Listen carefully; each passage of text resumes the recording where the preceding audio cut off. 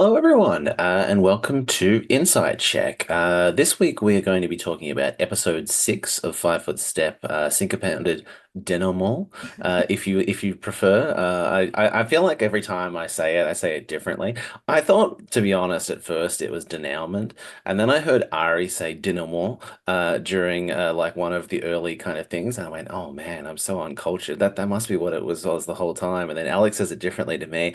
But however, I am joined by a few guests, of course, the other members of the table last week, as we saw on stream.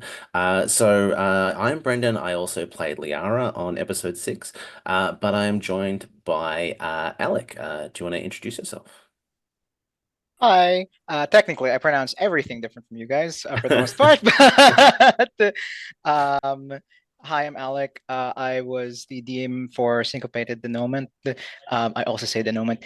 Um, but yeah, I DM'd. I also wrote the thing like many of the other DM writers. So um, yeah, hopefully all the questions will be about um, how I came up with that mess. I don't know what I'm saying anymore. I'm sorry. I keep We the moment is definitely just like yeah, we definitely have a few questions about how you came up with that mess. Don't worry, we'll get to it. We'll get to it. But next we have Donna.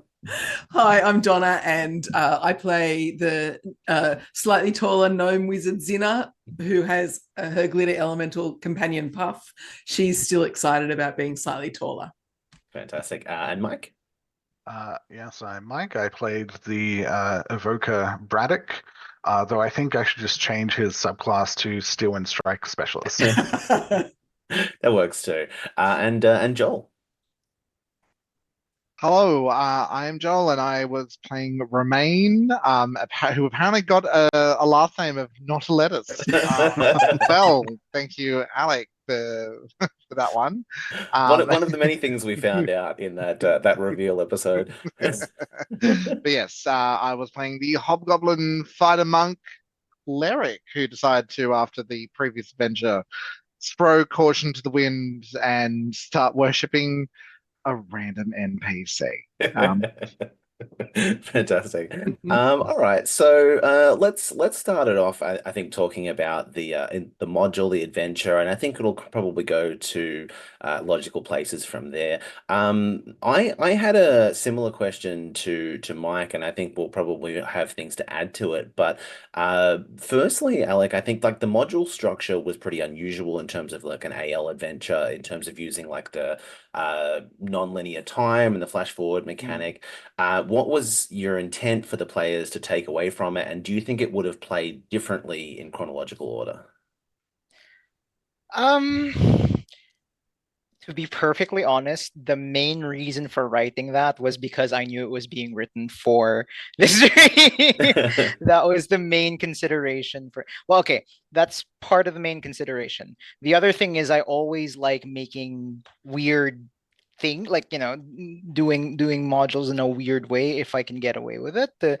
Um, I wanted to put in that, like, when I was trying to think of how to structure it in a way, part of it was that yes, I need to consider, like, if I only had the one fight in here, like they couldn't fight, they couldn't find out the big bad and fight the big bad in that module, right? So it's like, all right, but then why would you have a fight in the beginning, Mm. or like, where would the fight be for this to make sense? um and then I realized, well, it would be weird also for like the show to have the fight in a, in the beginning, and then it's just like, oh, nothing climactic near the end, right? The other consideration, or the other thing that was, the other thing that helped make this decision was Steven's module was a time travel one. Mm. So it was just one of the many things, like, because I couldn't actually do a time travel one because it didn't make sense, but I thought I could do a meta time travel, an inception moment of like, yeah, mostly, yeah, it's just considering when in the show it would, when in the show the climactic fight or whatever would happen, Mm. but also that I want it to be weird. No, I think I really enjoyed it from the perspective of it being, very different than what we would usually get. And I think it did from like a story structure perspective make it very easy for you to be like, well, we can't, there's no way for you to defeat the boss because we've already seen what happens after this. And it's a nice kind of structural thing to just be like, well, actually, already, you've already failed to defeat the boss, and this is the start of the adventure. The other thing as well was that as I was, the other consideration that I just remembered right now was that as I was writing this, it was like, it makes sense for us playing it linearly and stuff like that. But like someone just picking up this module, like how playable is it for a group who's not going through the whole thing? Can this just be picked up and what have you? Yeah. And that's part of why I'm like, you can use what you like, you have if you've never played the first five, or you missed out any of the first five, it's like, oh, then you'd miss something about those particular people or something like that. And so putting the thing in the beginning where you're like, oh, who's the, like, you're the players are immediately told these people are, doing nefarious things or have this information, like this, either this information or, already have these intentions towards you, or your party or whatever. So in that way, they didn't need to know who these people were or anything like that. Yeah, I think that makes a lot of sense in terms of the trying to make it work as a standalone thing when it is kind of the culmination of a whole bunch of like relatively disconnected kind of things. I think this was by far like the most difficult one to write of everything that we did. Like I probably had the somewhat easy thing because I knew I was writing the finale. I was writing, after everything had already been revealed to some extent. The reveal is tricky to as especially as like a 2 hour module to as a standalone thing be satisfying if you haven't played all the rest of of Yeah. the adventures. Would do you think that you would have done things differently or added more if you had more time? Like if you'd made like a 4 hour adventure instead of a 2 hour adventure? I don't think I'd necessarily do things differently. Like I'd probably put more information or stuff like that, or put more mechanics into certain, like, learning about this aspect or that aspect, right? But like, or I would have, like, if I had 4 hours, I'd be like, oh yeah, this definitely is a fight. Like I wouldn't have been so restrained about like heavily discourage fighting in this area or something like that. Yeah, I don't have Um, time for another fight in this module. yeah, you have no time to have two fights in this module. Yeah, my I don't think I would have done things that differently. I'm also just thinking like, someone who just buys this off DM's Guild and goes like, fuck, I can't, sorry, I can't use this I can't use this unless all my players have played the whole thing. That sucks. And why did I buy this or something, No, I think it stands. I mean, it's difficult for me because I know all of the story. Yeah. Like for me to make a unbiased viewpoint of it, but like from our perspective at least, I think you did a really good job tying it all together. How do you feel about it, Mike, as one of the authors of the inciting incidents in terms of how your module ties into it? When I heard like Zunzik and things like that, that made me very happy because even though it's not like a big tie-in, it's just like the little things that carry over was very satisfying for me.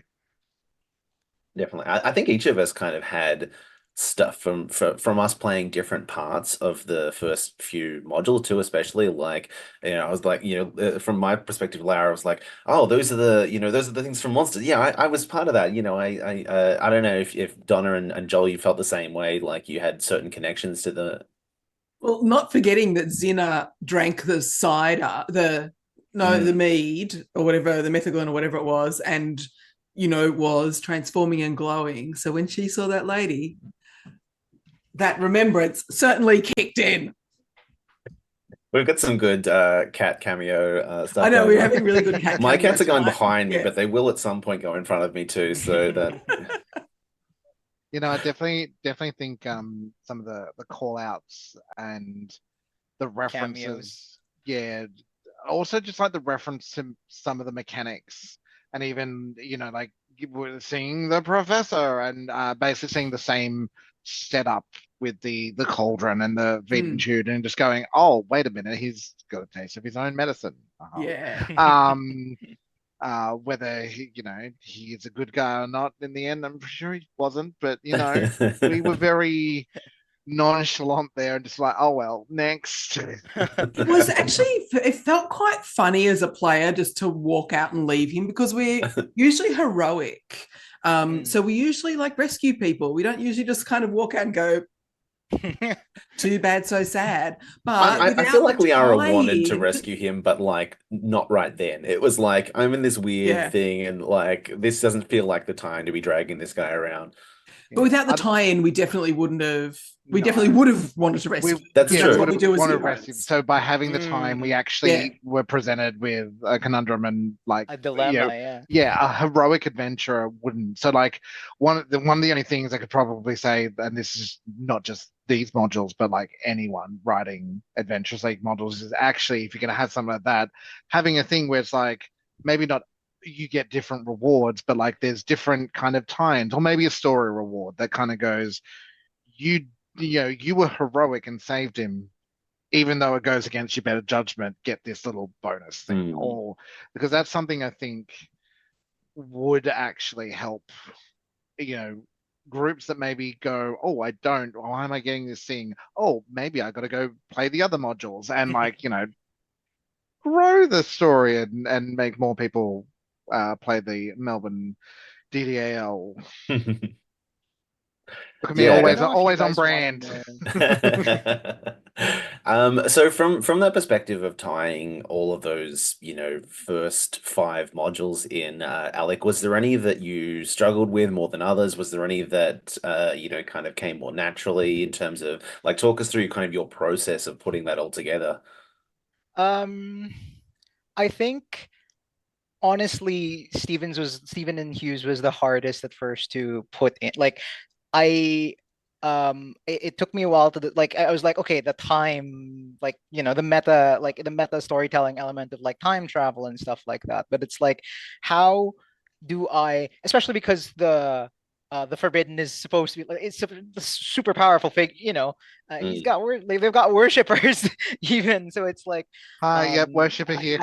I had to check in with Steven to be like, does this work? Like, can I just what can you tell me about them and stuff? So the resolution was just like, this is clearly a different part of their timeline because they've got like wibbly wobbly timey stuff going on. I think for the rest it was fair. So I feel like I was one of the first people to notice among the writers because I was doing this specifically. Like the first two and the second two have, like, the first two modules, two, one and two and three and four, have a lot in common. Like, so as I was writing, it's like, okay, so the nightmare thing is from module one, but then there's also kind of like a sleep kind, no, dream, like a dreaming sort of thing in the second one as well. I'm like, okay, what can I uniquely take from these two to make them stand out? So it's like, all right, so no, it's now there's the influence of like a larger elder brain working with the Gideon or what have you, right? So it's like finding unique ways to make sure that all the modules felt a little more like a little more evenly represented. Yeah. Um, And can I say I as think well, that, yeah. this wasn't really revealed on stream, but reading the mechanics that you sent us after, that also affected our roles in the game if we had played Broken Stronghold or whatever, Mm-hmm. which you should talk about because it's cool. Oh. Yeah, fill us in on how those mechanics work because we didn't. Well, I think we didn't really kind of push the right buttons at times to work out what we were doing in the dream sequence. Yeah, that's fair. I feel like it was kind of written in a way that it wasn't necessary. Um, but so let me just pull it up real quick. So in the can someone link it to me? I've already like, but so it's a shared dreams. So what it is it was essentially like a shared dream state that is, under the influence of the elder brain, which is like um the elder brain of like Zanzik's colony or something like that. And this wasn't in the thing you guys saw, but how I mentioned that a lot, like one of the four stones was tampered with and stuff like that. They are being specifically tampered to be like amplifying the psionic resonance in the area. So it's like, oh, who's this? What's that? That's what that was all about, and that's what that's for. So chronologically, what happens is you get to the party. There's a bit of a fight. There's a kerfuffle, and then the plan is put in motion, and you're all like put to sleep. In this sort of shared dream sequence state. Within the shared dream sequence, you are like you're all kind of like um not I was about to say dreaming. Yeah, you're dreaming. Like you're all being watched in some ways, not overtly, but being watched in some ways by the Elder Brain. And if you had previously played the Broken Stronghold, because you would have then been put under the influence of a similar thing through the thing Zanzik was doing, the ritual Zanzik was doing, then I would actually have I did give you bonuses to that roll. I don't remember which Oh, part yeah. it was, but there was a point in time where someone said their There own, was like, said, what there did was you a get? point. It was Yeah, me. You turned around and you just yeah. went, "No, you failed." Then you went, "Hang on a minute," and then you just looked and went, "You succeed," and moved on. I'm like, And you succeed because what? I referenced my like because I wrote down who was in what, right? So it's like, yeah, so yes, because you had felt that like you had been through something similar before, right? So you would then know that. There was also like I was kind of not upset, but like I was kind of like disappointed you didn't probe into why, like when you guys sent message or something like that, I would make you do additional rolls, which is that any telepathic communication is like what is more easily scried upon by the elder brain. But you did fail the notice you're being watched roll. Yeah, I think So every time we had yeah. an opportunity to learn something more, we just failed We to do Yeah. so. And me as my a roles. player, having like, but also as like an editor of the series, had read the module and totally forgot how it worked by the time I Awesome. started playing it. Yeah. Also, the thing is, and I didn't know if I should bring this up earlier, but the thing is, all of the villains, sort of, or the rogues gallery of NPCs from the other thing, most of them know about the dream. So when Edgar went, you don't even know where you are, do you? Or one of them said that, Mm, right? It's like he knows it's a dream. mm, He's being bound by, I think, dimensional shackles or something like that, right? yeah. So you can't even like he wants to be released, um, but if you release him in the dream, he'll just get away. Like he'll like bye suckers, wake up and disappear or whatever. So it is like, yeah. Um it's not, there's no reward for it, but it is written in the there is something written in the module about how people deal with Edgar and what narrative consequences that will have depending on how they chose. Nice. Yeah. Actually, a quick question. In terms of the dream sequence, like some of us started to see the door at a certain point in time. Mm. Um, could we have like left and skipped doing some of that like reveal during the dream sequence, like If all of you mechanically? saw the, yes. So I was really hope like Yeah. this is something I realized at the time, and I was like, how do I deal with someone potentially waking up, but like leaving through the door and leaving everyone else behind. I'm very glad none of you did that. um Yeah, from because my I was like, perspective, like that was oh probably the closest I got to like metagaming because I was just like, oh no, I want to find out this stuff. I don't want to accidentally like skip a bunch of stuff. Yeah. I want to actually yeah, play out, what's in here. It's that yeah. tricky thing I think you get sometimes as a D&D player where you get the impression that like, oh, this is the exit to the dungeon, but there's Mm, another room over there, and I know that yeah, it's probably something dangerous in it, but I want to know what's in there, but I don't want to have yeah, left and not have done the whole thing. I don't want to, there's that Yep. completionist yeah. But thing. you're adventurers. It's the best bait. It's the Yeah, Yeah. best. Yeah. The We most always want to exciting know treasure. what's in the thing and find the loot. Yeah. yeah. Yeah. for sure. I think I had something in mind at the time, but I can't remember it right now what I was going to do. Like I was gonna do something so that um if someone wanted to try and leave, they'd be pushed into like none of you can see, like, you're gonna leave a person behind without overtly in meta saying you're gonna split the Yeah. party. So I think from there, obviously, like the module transitions into like the ball scene and the fact that which Mm. chronologically happens earlier and everything. I think that's an interesting kind of tricky thing for like an information gathering thing because like the players have a chance to interact with some of the same NPCs again, and then maybe they've learned something and maybe they haven't actually had that conversation yet. And there's a kind of interesting thing that like how did you deal with like what information was revealed when? So um I think that the reason I was okay with, so obviously as Adventures League players, we know for an Adventures League module, it's still kind of railroaded, right? Like we can Yeah. give as much of an illusion of um, an open world as we like, but there's still rails that we're kind of following. So to me, when I was writing it and thinking about how it was structured, I thought like, did it matter if if someone learned something in the dream sequence or whatever? And because I explicitly said you can use whatever information you want in the later part, which chronologically happens sooner. Is there a big problem with that? And I was like, actually, no, not really. Like, you're there to want to find like proof or something like that, right? So it's like, even if you gain, like, even if you unlocked all the info in the dream sequence stage and you then use that to, like, let's say, accost Tommy and go, like, I know your plan or whatever, Yeah. like, you could narratively say, you put this together because of the like the dossier or like this, you're just intuiting this or something like that. It doesn't really matter because then you know, accosting them, being suspicious in any way just triggers the fight. You know what I mean? It's Yeah, like yeah. um It's not really ruining so anything about about mm, finding out the information. yeah.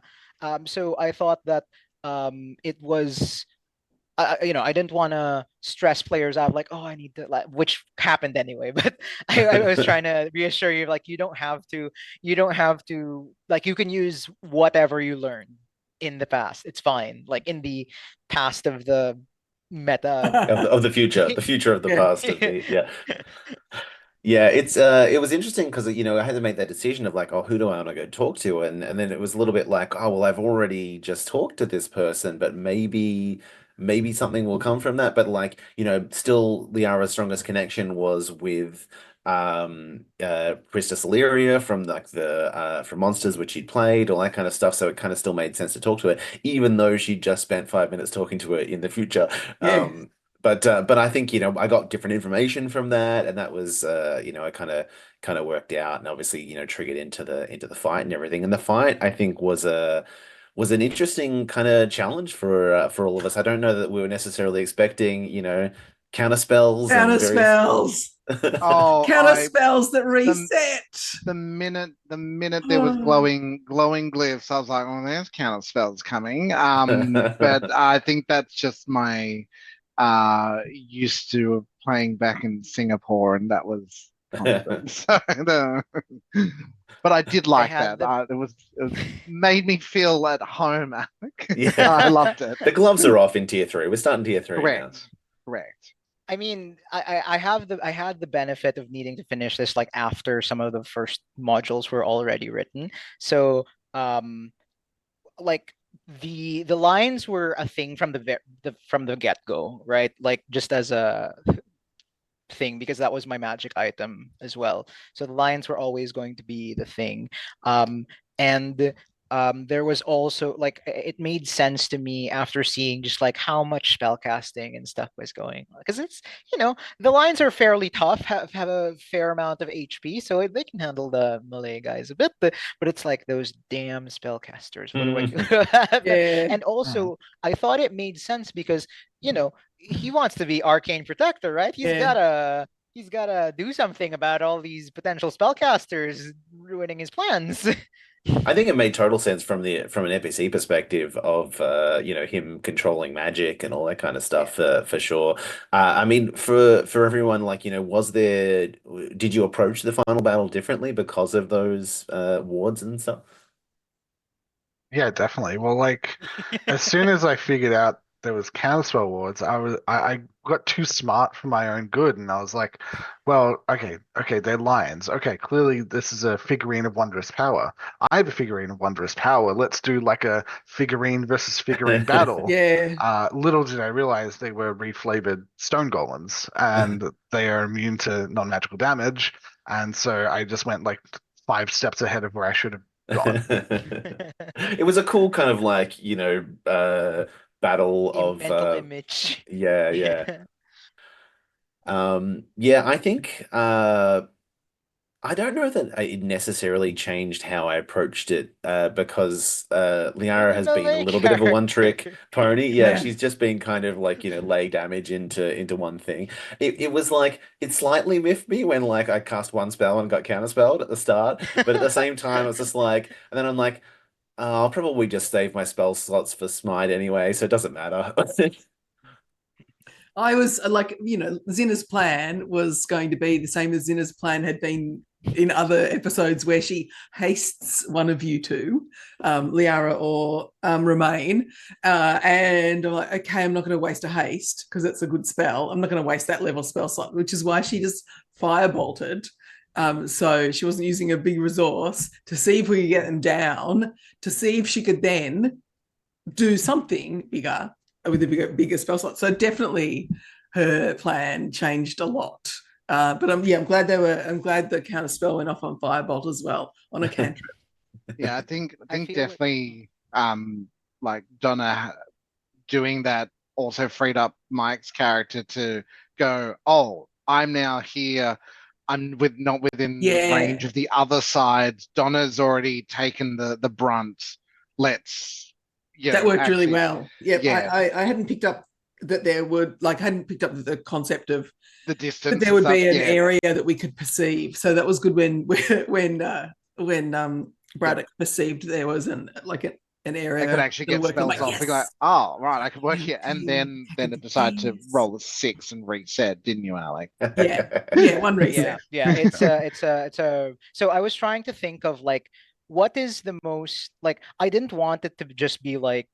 It was to me like a tough balance of like how many should there be, Mm, and how can I sort of like put limits on them, but also make it like like like the reload made them a replenishing resource. The limited scale made it so that it wasn't just like, oh no, cancel everything. Like yeah. you would have a bigger opportunity to like kind of get around them. Yeah, and Yeah. working as a Uh, group, if we're all clustered in one corner, the first spell, which could be a cantrip, could take that corner. You can still get spells off, then move. Like there was ways around it, Mm. which hmm. presented themselves. It worked out Uh, really well. It uh, was just frustrating enough to change yeah, strategy. But it wasn't like we were completely, like all of our abilities were taken away from us. yeah. Yeah. It was like super good. The question I have, and we just didn't go to that other corner of the room. The pillar that had the different color, like Yeah. had been modified.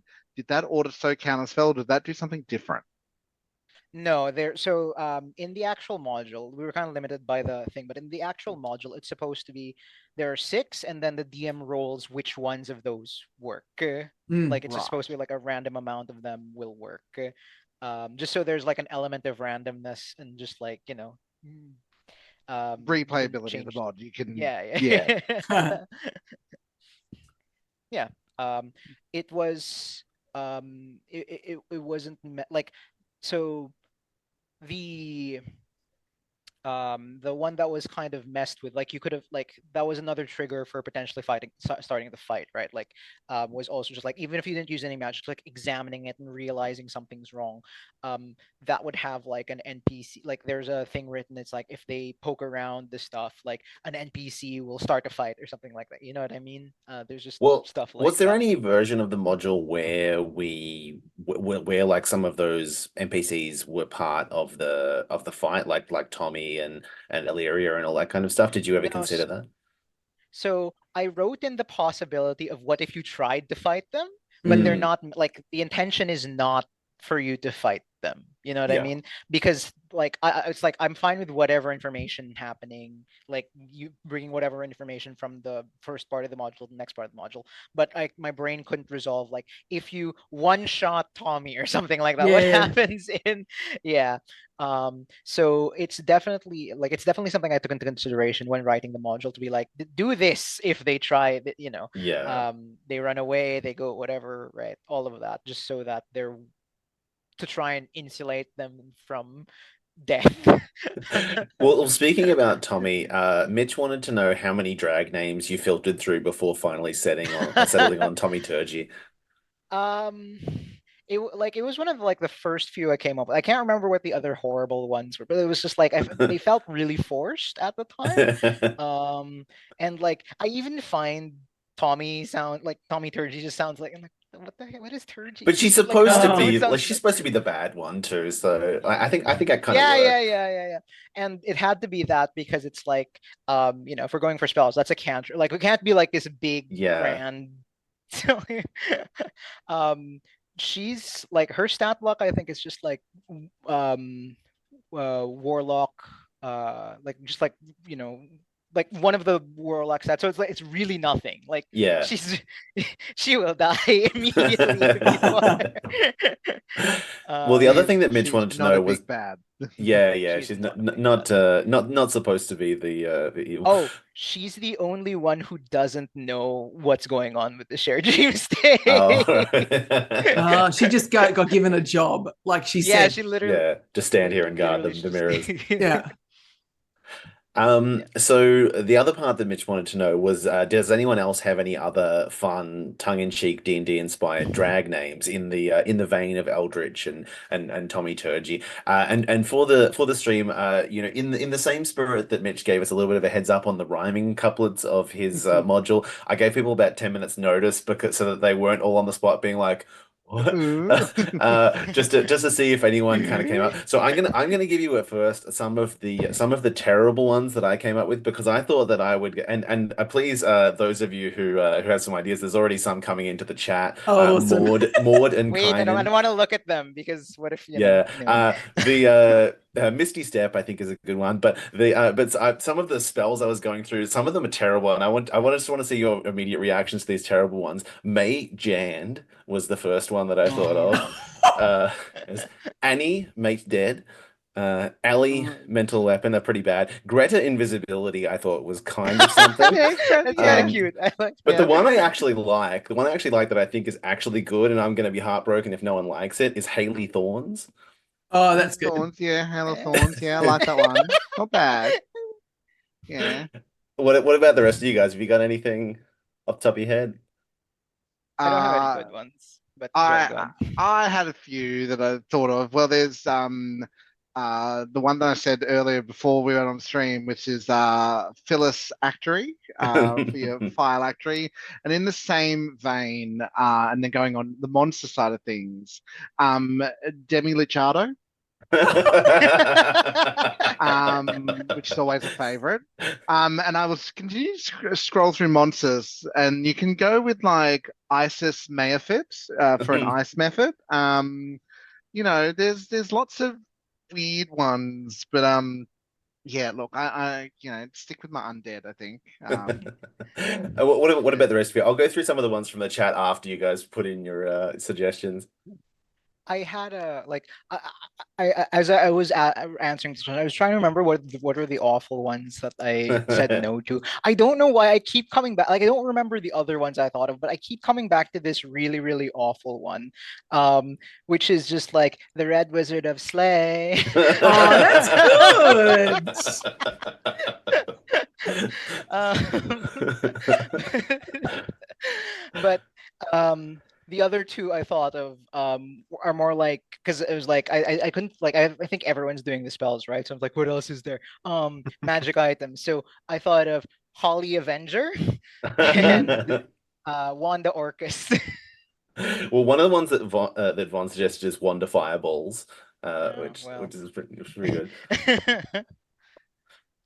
That's all Um, I got. I'm just nodding along because like if I could do this, but I would need to go and have like an inspiration source, and the Yeah. inspiration source isn't living in my head at the same time as getting ready to chat to y'all. No, it's fair. I mean, you So kind I'll of come need up a with some list in later. front What of they you call to. it? Isn't there that there's a word for the thing where you think about the funniest thing as you walk away? Yeah. Yeah, I'll do that later.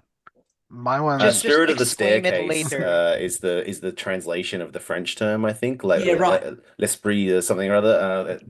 I think is what it's called. Yeah, that thing. Donna, just interject it, like just say it rant, just like Yeah, that exclaim will it also later in the happen. middle of the Yeah. thing. L'esprit Sorry, Mike, you were d'escalade. saying? Sorry, Mike had one. it, mine would work better if I had Mitch's prop, but it's Phantasmal Thriller. That's So you got to do fantastic. the I like fan that thing there's two first. parts to that. I like the thriller, the killer Yeah. bit as well. So here's some of the other ones from the chat. Polymorph, clairvoyance.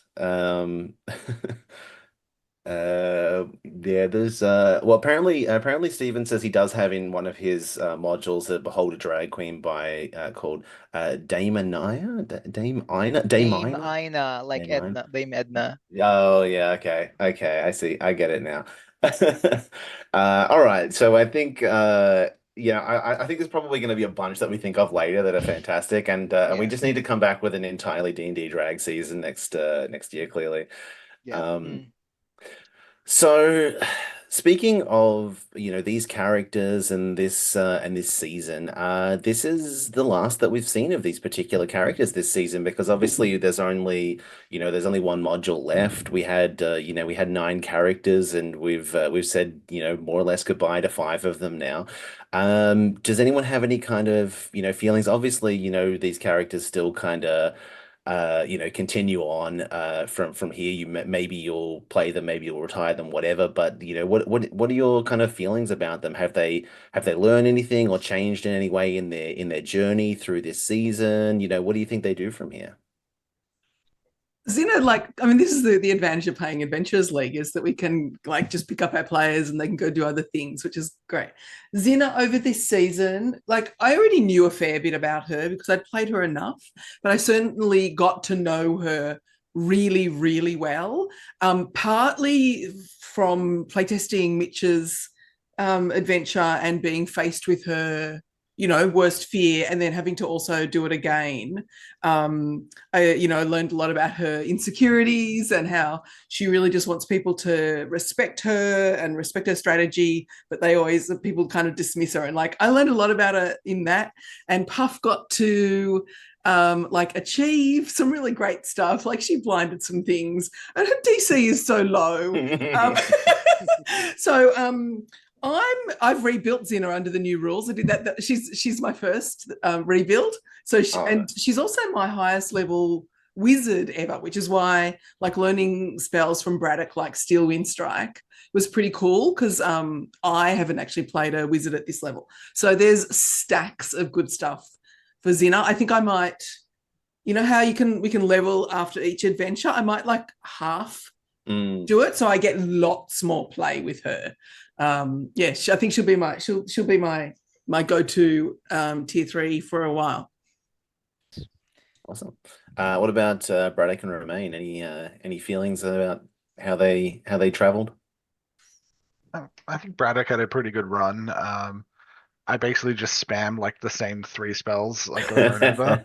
Um, but I think with that character, he's one of those ones where I can just put him in a drawer and 6 months from now, some tier 3 will come along and I'll be like, oh, who am I gonna play?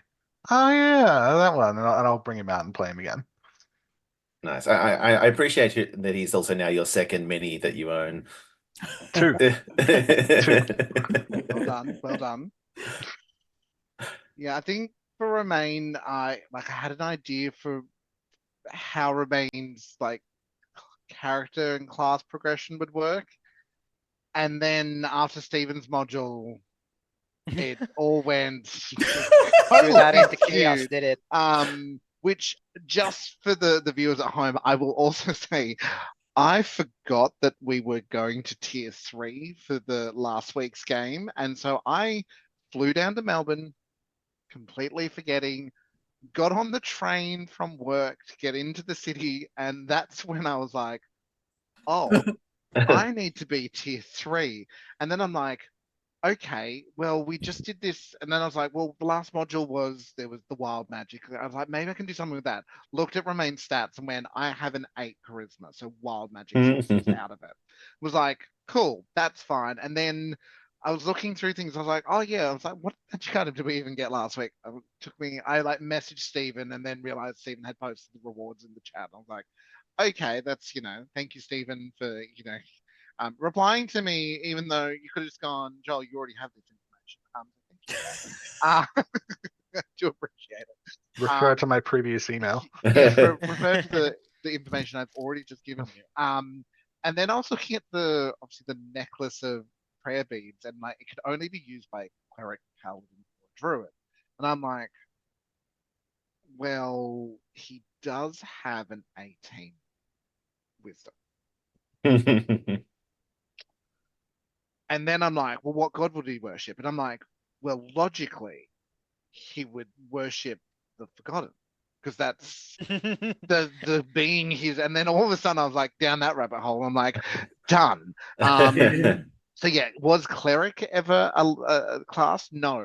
If I rebuilt him in the sense of let's start at level 1 playing other modules, would he ever get to cleric without doing Book of Wild Magic? Probably not. So, yeah. But that's one of the things, and I've done this on like not on stream, but on past AL characters before, where what's happened in a module has changed how one of my characters has been built or progressed. And similar to Mike, I have a lot of AL characters. Actually, similar to probably everyone here on this stream. We have a lot of AL characters each, so you have the ability to do that, play it for a while, and then just go with the character. So, the benefit of AL. Yeah, I think that's one of the real kind of strong points of the format is you get to really kind of play around with stuff that maybe you wouldn't know of otherwise, and yeah, kind of like learn about them as you play. I think Liara for me was one of those characters that I created with the intention of her being pretty naive, not really kind of knowing a lot and just kind of stumbling into situations and seeing where it ended up. And I think I don't know that like she learned a lot during the season. That's more about her than about anything else. Like the things that she did kind of look, I think everything, for her was a new experience and it was kind of just something that she was kind of taking in at the time. I don't know that I would necessarily um I don't know that she would kind of go off on a different, path or class or anything like that. But maybe I think that, maybe some characters might have rubbed off on her. Maybe she'll kind of go down different paths because she was very originally a really kind of nature-based thing. She was all about her connection to Maliki and everything. And this has kind of been a much more about magic, about other things. Maybe I'll have to think about as she levels up, whether or not she, dips into other stuff from from the people that she's met along the way and that kind of thing. And I guess the benefit is if that doesn't make sense for her, if it doesn't work, I can always rebuild her. And I think that's something that we're all kind of going to have to think about in the near future too, because as Donna alluded to, the rules for the 2024 Player's Handbook came out pretty recently in terms of the book becoming available. But also, literally today, the AL guidance for those rules came out in terms of what we can and can't use. And we kind of alluded to having to rebuild those characters, try out some new features and things. I'll have to probably do that with Liara at some point, but you won't see that on stream because she's finished for this season because I'll be DMing the finale. But Alec, I know you mentioned that Rezes is going to get a bit of a glow up with the new rules. What are we going to see in terms of the Rezes changes?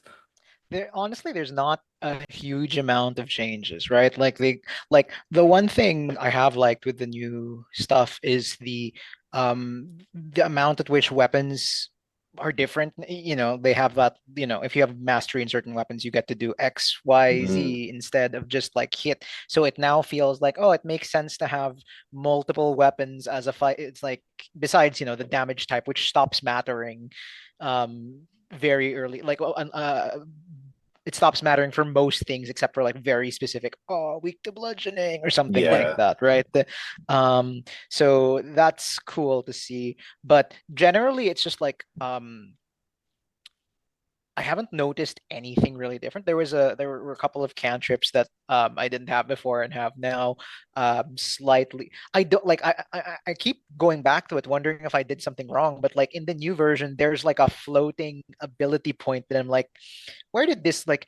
Are there just more in the new version? It's like I didn't have Well, this stuff before. some feats I know give stuff now that they didn't previously. So maybe there's something So that you got maybe from a there. feed or something. I'm not too Yeah, sure. yeah, What yeah. about Just in terms of like in terms of the way that like Rosez plays, is there's not going to be a no. big difference, you think, from what we've seen? No, I just got more I just got more HP. I got more HP and maybe the scythe will do scythy things Yeah. now. Oh, that's I think it's fun. cleave. That would Yeah. be cute. Yeah, But you get then to. if it's just a one big dragon, right? Like that's the other thing. It's like if it's just a one big dragon, does the scythe actually work? Anyway. No, it's not Well, we'll one big see. We'll dragon, see. it's one big drag daddy. Yeah, that Dragon Daddy, that's right. Dragon I Daddy. Yeah. I yeah, I mean I can't give away too much about the finale. I don't think that heaps will change in terms of like I've been actually kind of making a bit of a reference for myself for for next week because I'm gonna have to, use these new rules now all of a sudden, which I think is an interesting thing for us as like D&D players to uh I think in a way it's easier to learn a brand new system than it is to Mm. slightly modify your Oh knowledge yeah. of something that you already would, some people would consider like be an expert on. All of a sudden every little thing is like a slightly different version of something. Every spell is slightly different. Everything is, works in a little So, bit of a different way. But not only so that, like some of us play computer games as well. So we've yeah. got our D&D and we've got our Baldur's Gate rules and we've got our Yeah, Solasta yeah. rules. And Yeah, all of Slice those rules. smush around in your head and you're like, I don't know what to do when I can drink a potion. Yeah, Um, now one Bonus of the action things now, but like I went through the 3 to 3.5 rules. Yeah. oh yeah, I didn't do Everyone that. else did no, I not started at everyone. 3.5. You started at 3.5, Mm. not 3. Okay. Literally when that book came out. Right, okay. Because I went from first, skipped second, went 3, went into 3.5, then I skipped fourth. So it's yeah. Yeah, I think for me, like I was always having issues in 5th edition when I first went back to D&D after having a bit of a break because having very consistent 3.5 or 3rd edition knowledge and then just like the slight differences between spells where they're like, Yeah. so for example, everyone's favorite magic missile 3 to 5th edition, it's worded almost the same except it's not because of the rules Yeah, you still get some people calling things like cure light wounds and things because yeah, they Oh played, yeah. because they played Oh, early editions. yeah. well, the biggest one, like 5 foot step, isn't an actual rule in 5e. No, no, it's That's not. Yeah. right. not gonna let No, them go. Not, we're not gonna let no, that one go. we're never letting that one go. We love the They had their community. chance to bring it back in the 2024 thing and they didn't do it. I'm sorry. Um, Mm. But yeah, I don't know. I think actually like now that I'm digging into like the changes and stuff, I do like a lot of the individual kind of little tweaks to things.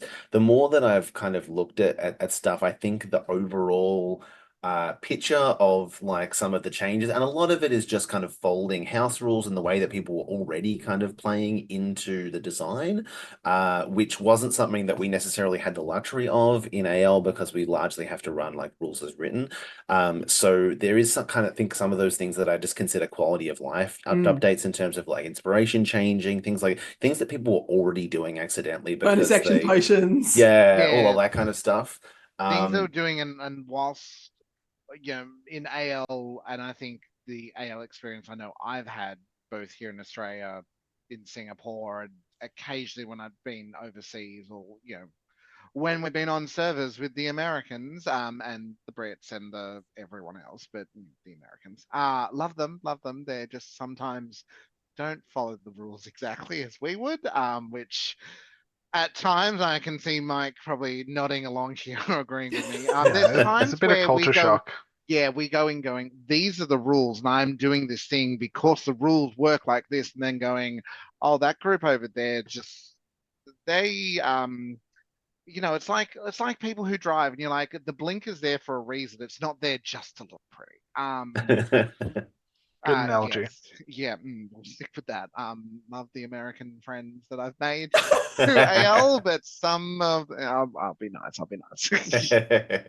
No, I think it'll be interesting to see, and I think a lot of us are going to make mistakes over the next few months as we, forget the way that things work and have to A look lot of up us make stuff. mistakes all the time. Oh, and that's the reality anyway. Like Anyway. yeah, there's always something later, especially like Yeah, with the added pressure, I think, of playing on stream. There are so many things that your brain just goes blank in the moment yeah. where you're just like, oh, how does that work? Like, how does that rule work again? It's not, and you start thinking like, oh no, how long have I been staring at this page? How long has the camera been on me as I've been saying nothing, staring at this page, trying to work out what 7 + 9 is, and like trying to Math. decide like, oh, do I get to re-roll that? I can't remember.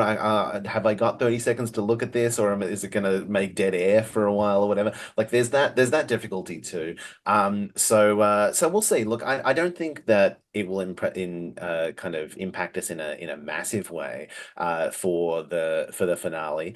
But at the same time, now that I've said that, watch us be like, oh, all of a sudden this spell has a really important change or whatever. And so I went today and I printed out the Spells. 2024 version of every spell that is mentioned in the module that I'm going to run. And I also printed out, I'm going to print out like a summary of all of the changes, which I think actually like doing this has been a really kind of Mm. good learning experience for me to try to like actually work out a little things. There's a bunch of little things that I found that like I'm just like, oh, that's interesting. The lance doesn't have disadvantage within 5 feet anymore, and things like that, and like just little kind of like things that I've discovered as time goes on that are kind of fun.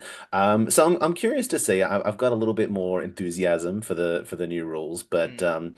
how about you all? How are you feeling about it? Are you going to be in the near future updating these characters, yeah, or have you already done them?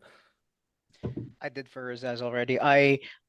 Went like I feel like, being one of the been playing AL for longer than a bunch of people in the server and stuff like that. I felt kind of like disillusioned or kind of like, old head about it already. And I'm like, How many you times, gotta Alex? change everything. How many times have we had to update our characters when a Yeah, and season stuff like that. changed? Yeah. Yeah, right. Like I Um, think season changed also kind of like in a way prepare like it did both like prepare me of like yeah we do have to like update constantly and did have and to also update made constantly made past. you jaded because that's Yeah, so. yeah, but yes, exactly. At the same time, like jaded me in some way. But when I actually started reading the thing, I'm like, oh, this is like I was ready to hate, but Yeah. I I'm it's not actually, perfect, right? But yeah, no. yeah. I'm thinking for because I've been taking a bit. I haven't been playing as much lately, but maybe as we get into the new year, I'll be able to find time to rejoin some AL groups and whatnot. But I'm thinking maybe this is the fresh start to just go. This is my 2014 AL roster. Yeah. Archive that tab and start a Flush them in new the toilet. I'm one. kidding. No, no, no. But like also, maybe if I go, oh, I really liked character X, start them from level one again, and actually, maybe it's like the multiverse. This is the diff. Yeah. Or in what is it in Star Trek, the Kelvin timeline? This timeline's version of James T. Kirk versus, yeah. So I think for me, I'm going to do a fresh start. Of course, then there's probably going to be a time where Mike or Donna or someone's like, "There's a tier three," and I'm like, "Yeah, I need a tier three card." So Romaine it is. So yeah, I'll probably have one, or maybe I'll just update one I'll character in probably each of the do I'll higher probably do a tiers. 50-50. I think I'll retire some for at least soft retire them, and there'll be a bunch that I intend to play in the near future that'll update and see. I The thing I've recently. noted. Oh, sorry. Oh, Good. all right. I recently just started a game of RuneQuest, and I had to make a character, and the character build in that is pretty complex. And I did it out of the actual physical book. Like, I sat at my kitchen table with a bit of paper and a pen, and I did it from the book. And I was like, this is really good, because, and like, as I just said, I haven't been playing very much over winter, and I've been playing computer games, and everything's all mushed up in my brain for D&D, and I'm continually just going, I don't know how this works anymore. And I've learned Cthulhu this year and now RuneQuest. I'm like, it's gonna be really good to have a clean slate. But I'm actually gonna sit down once the book arrives, at least. Sit down at my kitchen table with some paper and pen and just like rebuild my characters and remember how, stats are made, because I literally forget that a stat is like your number plus your proficiency bonus plus another thing. I forget that because it's just on the thing in front of me. And I think by like just going through by hand and doing people, like, I will actually remember how things work properly, and it'll be lovely. And then I'll put them in the computer, because that's where they actually live. No, they don't live on paper, but they embed in my brain better. I feel like those who have, like, the thing I was going to say is that for those of us who are going to be updating our characters, the thing that I've found in terms of like, oh, wanting to update, and I don't know if you would do this, but I was like, oh, I have to have two versions of the character now on my D&D Beyond, because I want to see what that looks like in You this want to way compare the than that two. way. Yeah. And I'm like, oh no, do I do this for all 48 over there? Yeah, Mike's gonna have to take a month off if he wants to update all of his characters. Yeah, Mike, how long would it take you to update all of your AL characters? Okay, so there's 136 characters, but the thing is, most of them are just like level fives that, would be pretty simple to update if I chose to do so. But that would be insane if I was to actually sit down and do them all. So I think I will just update on an as required basis when I sign up to a game. Yeah, that's probably more Fair. I'm logical. going to do my favorites and have my favorites ready, because I've got favorites. You're allowed to have favorite children when they're D&D characters. Okay, what if I just did my Eldritch Knights? Just all of them. That's a weak bit right there. Yeah. Yeah. I think the thing about that kind of work though too about doing like kind of prep on a character and rebuilding them or writing some backstory or preparing some some ideas and things like that. Like I think that's kind of some of the things that get you excited about a character too. Yeah. So I fully expect to kind of go through recreating some of these characters and be like, oh, that's really fun. They've got this cool new thing they can do now. Whatever. Now I want to play this character and this character. So it could be dangerous in a way. I could end up with 10 characters that I really want to play Yeah. urgently. There's nothing dangerous about that. That's like that's D&D life. It is. Well, look, I think we're starting to get to the end of Inside Check. I want to remind everyone, next week we are starting the two-part finale, Secrets in the Deep. So that is going to be with me DMing. Alec will be returning as Razez. We also have Mitch returning as Qual. We have Vaughn playing Cav and Vic playing Cav and Vaughn playing Ben. I knew all of this before I said it. And then I've gone completely blank on everyone's names all of a sudden as I said it. I can't forgive myself for the missing the K name with all of Von's characters. Every character that she plays in one of my campaigns is pretty much a K name. But anyway, that's going to be starting next week. We're going to be doing it as a two-part finale. So we'll be starting the first part next week, and then the second part of that the week after, and then we'll return for one last insight check to finish the season.